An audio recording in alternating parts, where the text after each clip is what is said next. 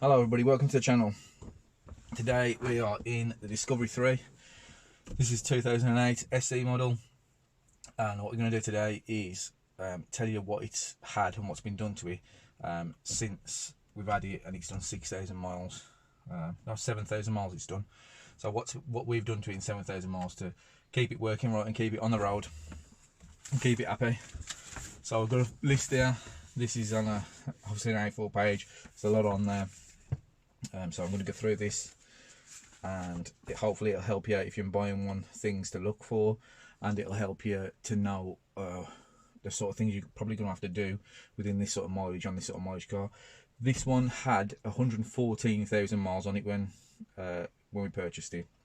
It's now got 121 or something like that. It's done motorways and town driving. It doesn't go that far, to be honest.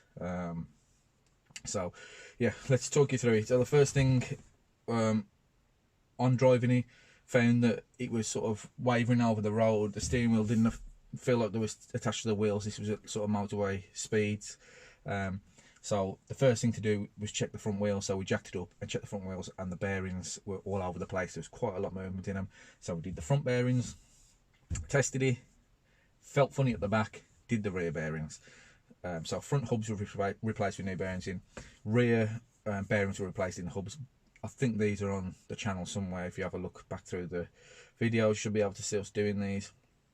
Also found that after we'd replaced the hubs, tried to check the wheel alignment, and we couldn't get the passenger wheel in alignment. So we ended up looking and seeing that the steering arm was bent, and there's a little bit of play in the track rod in, so we did them as well, replaced both sides of them.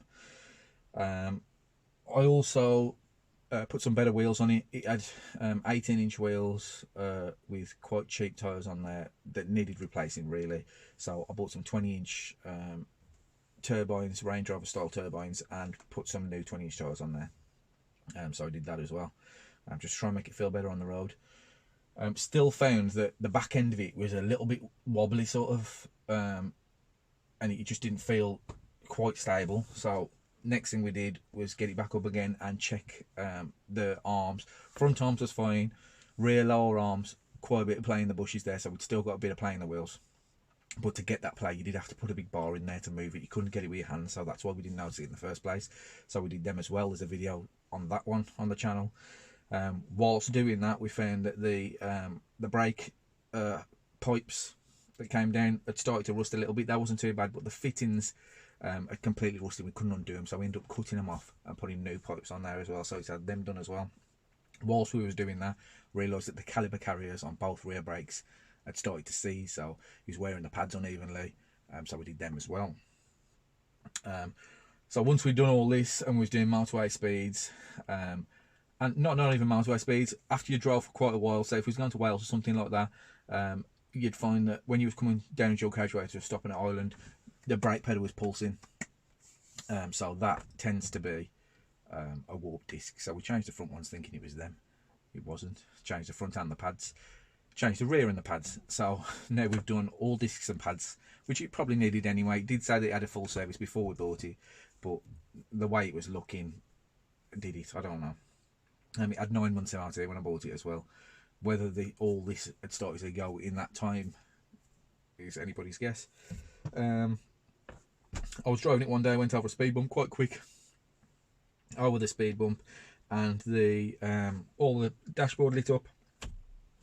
It was the suspension dropped, dashboard lit up, HDC, hill descent control, ABS, suspension, all them lit up, got bings and bongs going on all over the place. Plugged it into the computer, which I suggest you get yourself a computer if you're going to buy one of these. It'll save you an absolute fortune. I've got the LR2, Carsoft LR2. It was about 200 quid originally when I bought it, but I've had it about 4 years, maybe even longer than that. That you can pick a second-hand one up for 70 quid now, but they're definitely worth buying, because any problems, just plug that and it will tell you 99% of the stuff. So did the wheel speed sensor. It was the rear right one.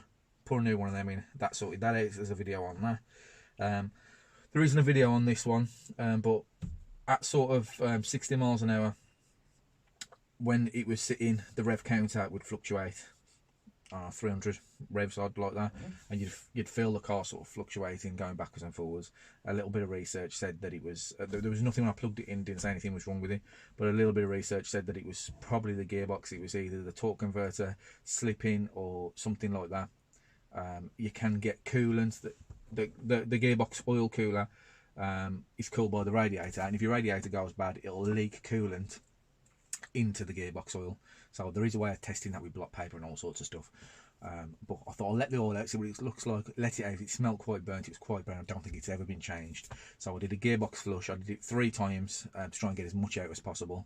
I didn't do a video on this one, unfortunately, but I flushed it 3 times. We put a new filter and a new steel filter sump on there. Sorry, a new steel sump on there as well. It's quite easy to do. You do have to saw the neck off the old one. There is videos on there of how to do it. Not one of mine, unfortunately, but there is some on there. So do that if you can. A gearbox flush is a good idea. The oil's quite expensive, but you do have to do it like 3 or 4 times to try and get as much of the old stuff out as possible. I also bought a little tube. It's not called it now, I can't think what it's called, but everybody knows it as Dr. Tranny. So a tube of that, squirted that in it as well. We've done about 2,000 to 3,000 miles since doing that and not had a problem with it fluctuating at all. So I suggest you budget for having a gearbox flush as well. I think if you had it done by a garage, it's sort of like 400 quid or something like that, but I did it myself. I started to get, you start to feel in these cars, you start to really hear things and feel for the car and know when something ain't right. Probably with most cars, but I do with this, and I do with my Defender as well. And I was getting a little clunk when I was starting to pull away, and that turned out to be the rear prop shaft on this has got a support bearing, and the rubber had gone around that. So as we was pulling away and slowing down, it was sort of clunking up and down, and also because it was moving where it shouldn't be moving, we was getting a bit of vibrations when we were slowing down from higher speeds. So we've done that recently. There's a video on that. That sorted that out. Next thing, I was starting to get quite a loud noise coming from the engine bay. Sounded like a really loud whining noise. So there's a video on how I diagnosed this on there as well. Turned out to be the aircon pump. So there's a video on me replacing that. That was replaced with the second-hand part. You do find that some of the new parts are cheap. Some of the new parts are very expensive. We're lucky to have a close Land Rover motor factors within like 3 minutes drive. So, and they do help us out a lot. But I got a used pump. Only paid 50 quid for it. Done a few thousand miles with that, no problems so far, and it's very quiet under there now. But at the same time, I found that every pulley under the engine got play in it. So we did the water pump, we did the fan carrier, did the idler pulley and the crank pulley and the serpentine belts all at the same time. Got them done. Recently, the cold weather has come, so I noticed that it was finding it a little bit hard to start, and that's bad news for these. You want them well now for crank snapping, so you do want to make sure that you're getting oil pressure, and you don't want to be cranking it over and over and over in the cold. It don't do any good. So because it's too cold and too much hard work to get involved in them at the moment in the glow plugs, I decided to fit a fuel burning heater controller that works off the lights. There's a video on that. So bottom button on the remote control controls the lights. I've got two keys. I bought one because it only come with one. One's programmed to make the lights work, one's programmed to open the boot.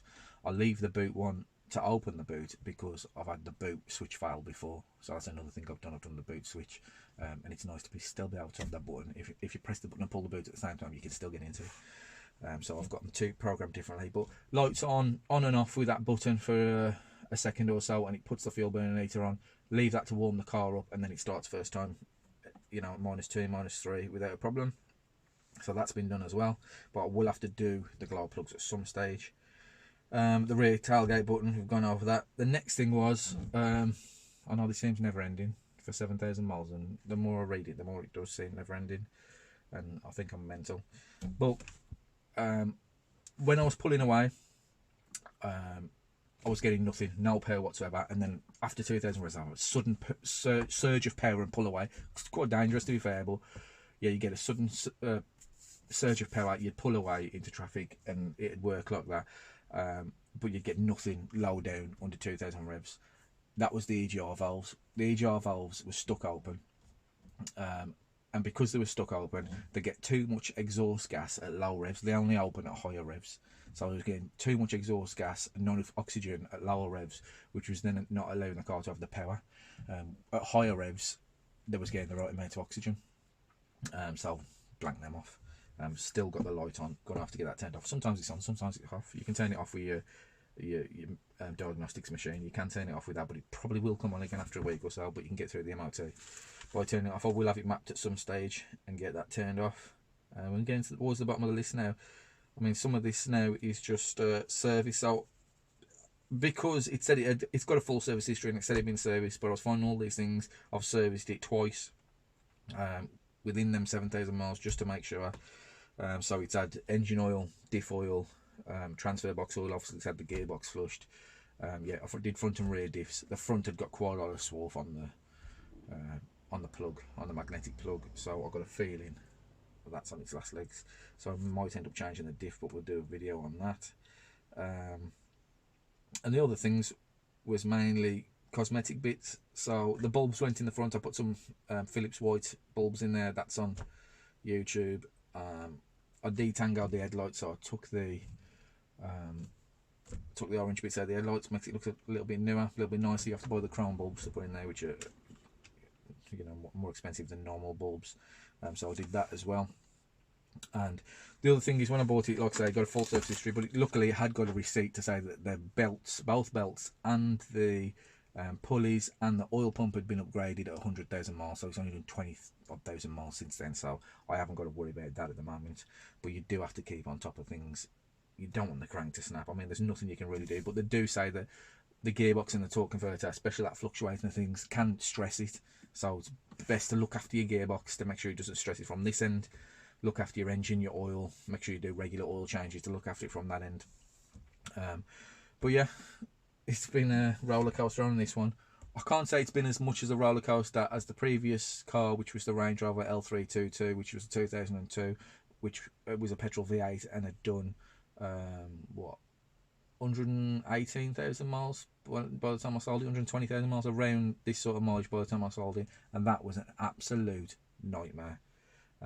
This has just been, I know it seems like a lot, but it has been spread over time, and obviously I say I've done all the wheel bearings. You do that in one sitting, all the wheel bearings, and each job, if you couldn't do it yourself, it ain't viable. I don't think, you know, if you had to spend money on this car at a garage, it'd be into thousands and thousands and thousands with everything that goes. But Land Rovers turn you into mechanics. I found that once I bought my Defender. I had a Nissan Patrol before that, a 260, very reliable car, but being a 260 and there was built in more in Spain and sold more in Australia, there's no parts for them in the UK, and that's why I sold it, because I was finding a steering box non-existent over here. So yeah, but I did do some jobs on that. You'll see that if you look way back 5-6 years on the channel, you'll see that doing some off-roading. But I will do a video on my Defender and what's been spent on that. I've had that quite a long time, so it's had some stuff done to it. More of not what's been spent on it, because I couldn't tell you, just what's gone wrong and what we've fixed. So I hope this helps you.